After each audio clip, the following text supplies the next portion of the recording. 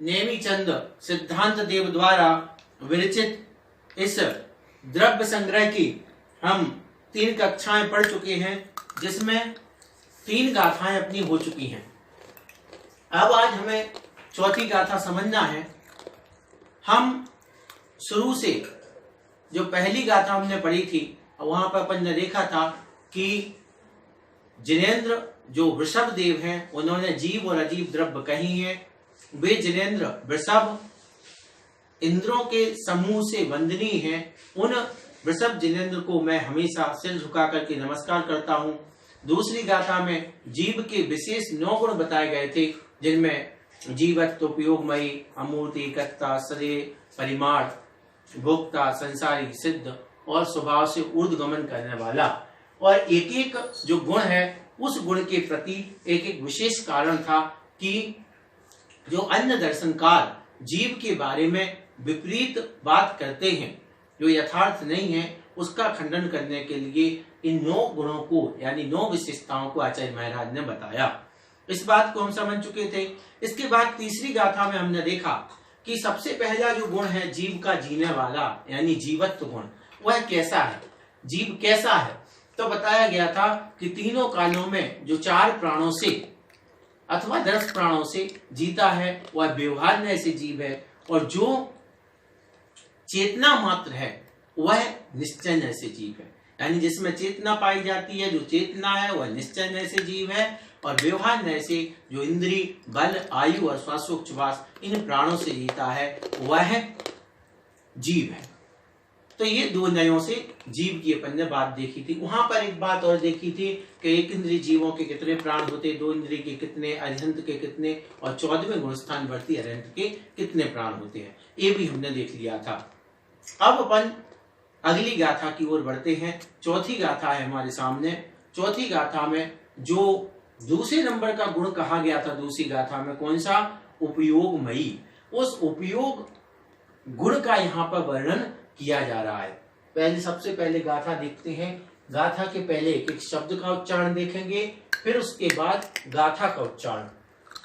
उम ओगो दुवी यप्पो दंसण णाणम चा दंसणम चदुधा चक्षु अचक्षु ओहि दंसण मध केवलम रेयम। ओवो ओगो दुवियप्पो दंसणाणम च दंसणम चदुधा चक्षु अचक्षु ओहि दंसण मध केवलम रेयम। इस प्रकार से इस गाथा का उच्चारण किया जा सकता है। अब आते हैं अपन इसके अर्थ की ओर। तो सबसे पहले शब्द है ओगो यानी उपयोग। तो जिस उपयोग की यहाँ पे बात की जा रही है, उपयोग। दुबी यानी 2, यप्पो तो 2 प्रकार का उपयोग। क्या है, 2 प्रकार का। कौन कौन सा, दंसन यानी दर्शन, फिर णाणम यानी ज्ञान, चा मतलब और। तो जो उपयोग है वह दुवियप्पो 2 प्रकार का है, दर्शनम णाणम चा, दर्शन उपयोग और ज्ञान उपयोग। अब दंसनम यानी जो दर्शन उपयोग है, दर्शन उपयोग वह क्या है, चतुधा, चतुधा यानी 4 प्रकार का। तो पहली लाइन का अर्थ क्या हुआ, उपयोग 2 प्रकार का है, दर्शन उपयोग और ज्ञान उपयोग। उसमें जो दर्शन उपयोग है वह चतुधा यानी 4 प्रकार का है। अब 4 प्रकार का कौन कौन सा है दर्शन उपयोग, उसको इसमें बता रहे हैं। चक्षु यानी चक्षु दर्शन, पहला कौन सा हो गया, चक्षु दर्शन। दूसरा अचक्षु, अचक्षु यानी अचक्षु दर्शन, अचक्षु दर्शन। फिर इसके बाद ओही, ओही यानी अवधि। पिछली गाथा में भी अपन वही शब्द देख चुके हैं। तो अवधि दर्शन। उसके बाद है दंसनम अभी इसको अलग से देखेंगे तो केवलम यानी केवल दर्शन, ये 3 नंबर, ये 14 नंबर केवल दर्शन। ऋयम यानी जानना चाहिए, जानना चाहिए। ये दर्शन वही दर्शन है, यानी चक्षु अचक्षु अवधि दर्शन है ना। दर्शन यानी दंसना यानी दर्शन, दंसनम अध, इसको अपन तोड़ देंगे तो क्या हो जाएगा, दंसनम अध, ऐसे भी कर सकते हैं, दंसनम अध। तो दर्शन, चक्षु दर्शन अचक्षु दर्शन अवधि दर्शन और केवल दर्शन जानना चाहिए। अब आपके मन में एक प्रश्न आ सकता है कि दंसन बाद में ही कर देते तो सीधा सीधा हो जाता, चक्षु अचक्षु अवधि और केवल दर्शन इस प्रकार से बन जाता, लेकिन नहीं, इसके पीछे एक कारण है जो अभी हम बताएंगे। तो इस प्रकार से गाथा का अर्थ क्या होगा कि उबो ओबो उपयोग दुव्यपो 2 प्रकार का जानना चाहिए। दंसनम राणम दर्शन और राणम यानी ज्ञान उपयोग, जिसमें दंसनम यानी दर्शन उपयोग चतुधा 4 प्रकार का होता है, चक्षु दर्शन अचक्षु दर्शन अवधि दर्शन और केवल दर्शन। ये ऋयम यानी जानना चाहिए। ये इस गाथा का अर्थ हो गया कि उपयोग 2 प्रकार का है, उपयोग 2 प्रकार का है, ज्ञान उपयोग और दर्शन उपयोग। उसमें दर्शन उपयोग 4 प्रकार का है, चक्षु दर्शन अचक्षु दर्शन अवधि दर्शन और केवल दर्शन। ये इस गाथा का सामान्य से अर्थ हो गया। अब हमें देखना है, सबसे पहले है उपयोग शब्द, कि यह जो उपयोग शब्द है, यह उपयोग शब्द का क्या अर्थ है। तो उपयोग,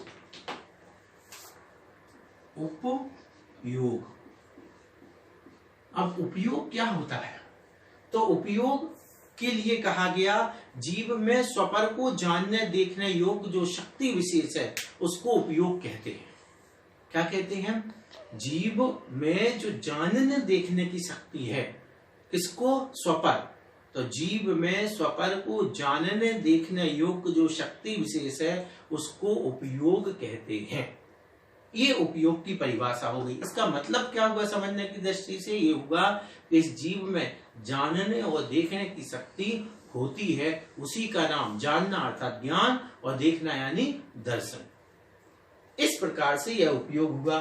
फिर यह जो उपयोग है यानी जो ज्ञान और दर्शन है, यह सबके पास होगा, मतलब जो भी जीव होगा, क्योंकि ये जीव का गुण है तो हर जीव के पास होगा, चाहे वो निगोदिया हो, छोटे से छोटा जीव हो, चाहे वो भगवान बन गए हो, उनके पास भी ज्ञान और दर्शन होगा।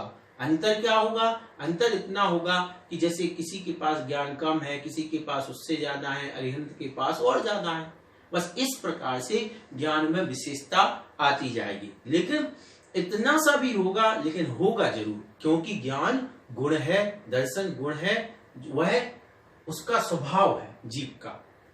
ये होगी बात। अब उपयोग के बाद आया 2 प्रकार का, कौन सा, दर्शन उपयोग और ज्ञान उपयोग। तो ये उपयोग 2 भागों में बढ़ गया, 2 भागों में बढ़ गया। पहला दर्शन उपयोग और दूसरा ज्ञान उपयोग, ज्ञान उपयोग।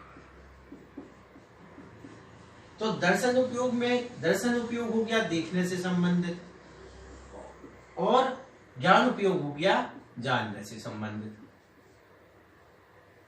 इस प्रकार से अब ये ज्ञान और दर्शन उपयोग होगा। अब सबसे पहला नंबर किसका आया, दर्शन उपयोग का। तो दर्शन उपयोग 4 प्रकार का है। कितने प्रकार का दर्शन उपयोग, दर्शन उपयोग 4 प्रकार का है। 4 प्रकार का दर्शन उपयोग कौन कौन सा है ये अपन ने यहां लिख ही लिया था। तो इसमें सबसे पहले चक्षु दर्शन है। अब चक्षु दर्शन ये सामने अपने लिखा हुआ है। चक्षु का मतलब अपन समझते हैं आंख। तो यहां पर क्या है कि जो ये दर्शन है, 4 प्रकार के दर्शन, ये ज्ञान के साथ जुड़े हुए हैं। कैसे ज्ञान के साथ जुड़े हुए हैं कि एक परिभाषा से आपको समझ में आ जाएगा। इसका क्या मतलब है कि चक्षु दर्शन यानी आंख,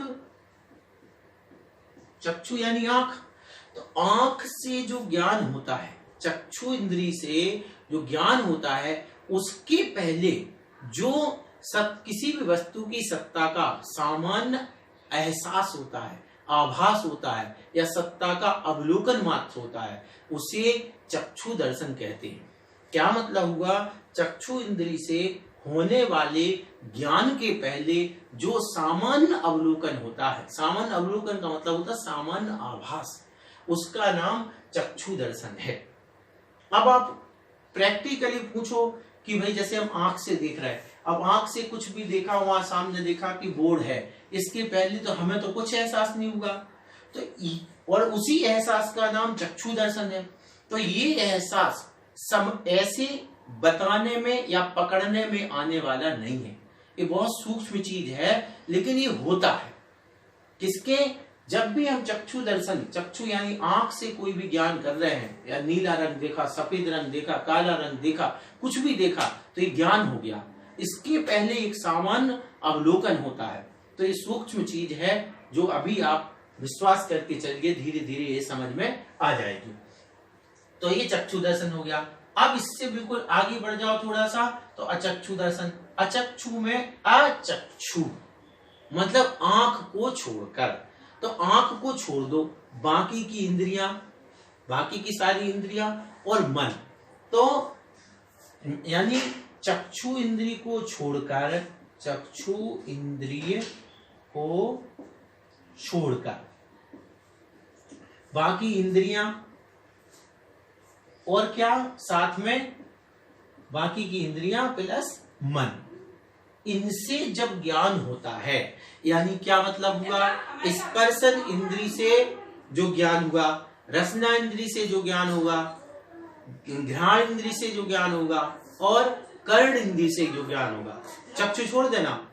इन ज्ञान के होने के पहले जो सामान्य अवलोकन होता है, जो सामान्य अवलोकन होता है, वह अचक्षु दर्शन कहलाता है। फिर इसके बाद है अवधि दर्शन।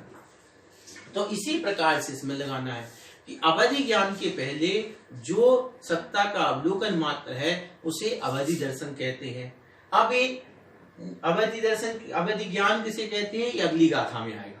तो अवधि ज्ञान के पहले जो सामान्य वस्तु का सामान्य अवलोकन होता है, सत्ता का आभास होता है ना, उसे अवधि दर्शन कहते हैं। क्या परिभाषा लिखी हुई है कि अवधि ज्ञान से पहले जो रूपी पदार्थों का सामान्य प्रतिभास होता है, क्योंकि जो अवधि ज्ञान है वह रूपी पदार्थों को ही जानता है, इसलिए अवधि ज्ञान से पहले जो रूपी पदार्थों का सामान्य प्रतिभास होता है, उसे अवधि दर्शन उपयोग कहते हैं। अब आ जाओ केवल दर्शन उपयोग। तो केवल दर्शन उपयोग में अब यहाँ पर विशेष बात है। अभी तक अपन ने क्या किया? अभी तक ये किया, जब चक्षु आई, चक्षु दर्शन आया, तो आंख से होने वाले ज्ञान के पहले जो आभास है वह चक्षु दर्शन है। अचक्षु की बात आई तो अन्य इंद्रियों से होने वाले ज्ञान के पहले के अवलोकन को अचक्षु दर्शन कह दिया। इसी प्रकार अवधि दर्शन में भी कह दिया कि अवधि ज्ञान के पहले जो अवलोकन होता है वह अवधि दर्शन है। लेकिन यहाँ पर बिल्कुल अलग चीज है। क्या अलग है? केवल दर्शन कैसे होता है? केवल ज्ञान के पहले नहीं होता। अगर सीधे इस तरीके से चलेंगे तो क्या कह देंगे अपन कि केवल ज्ञान के पहले जो अवलोकन होता है वह केवल दर्शन है। लेकिन ऐसा नहीं, यहाँ पर क्या है? केवल ज्ञान के साथ जो वस्तु का अवलोकन है उसे केवल दर्शन उपयोग कहते हैं। यानी जो केवल ज्ञानी हैं उनको ज्ञान और दर्शन दोनों एक ही समय में हुआ करते हैं। इसीलिए जो हमने अभी कहा था ना, इसीलिए यहाँ पे क्या किया गया? केवल को अलग किया गया। देखो तीनों यहाँ तक चल गए एक साथ, चक्षु अचक्षु ओही, चक्षु अचक्षु अवधि दर्शन तीनों एक साथ थे। फिर केवल को अलग लिया गया, इसीलिए लिया गया कि केवल जो दर्शन है वह स्पेशल है, वह केवल ज्ञानी, पहली बात तो केवल ज्ञानी के ही होगा, लेकिन केवल ज्ञानी के होगा तो हम जैसा नहीं होगा कि ज्ञान के पहले हो, उनको ज्ञान के साथ ही होता है, उनके एकमात्र ज्ञान होता है केवल ज्ञान, तो केवल ज्ञान के साथ ही केवल दर्शन होता है। इस प्रकार से इस गाथा में अपन ने ये देखा है कि जो उपयोग है वह उपयोग दो प्रकार का है, दर्शन उपयोग और ज्ञान उपयोग, जिसमें से दर्शन उपयोग 4 प्रकार का, चक्षु दर्शन, अचक्षु दर्शन, अवधि दर्शन और केवल दर्शन। जो चक्षु दर्शन, अवधि दर्शन, चक्षु दर्शन, अचक्षु दर्शन, अवधि दर्शन ये ज्ञान के पहले होते हैं, लेकिन जो केवल दर्शन है वह केवल ज्ञान के साथ ही होता है। चक्षु दर्शन में सीधा सा था, चक्षु यानी आंख, और आंख से होने वाले ज्ञान के पहले का जो अवलोकन है, जो आभास है, वह चक्षु दर्शन है। इसी प्रकार से अचक्षु दर्शन में आंख छोड़ दो, बाकी इंद्री और मन इनके द्वारा जो ज्ञान होता है उसके पहले जो अवलोकन है, जो आभास है, वह अचक्षु दर्शन है। इसी प्रकार अवधि ज्ञान के पहले रूपी पदार्थों का जो सामान्य अवलोकन है वह अवधि दर्शन कहलाता है, और केवल ज्ञान के साथ जो सत्ता का अवलोकन है वह, या वस्तु का सामान्य अवलोकन है, वह केवल दर्शन कहलाता है। इस प्रकार से ये दर्शन उपयोग के 4 भेद बताने वाली यह गाथा, चौथे नंबर की गाथा पूर्ण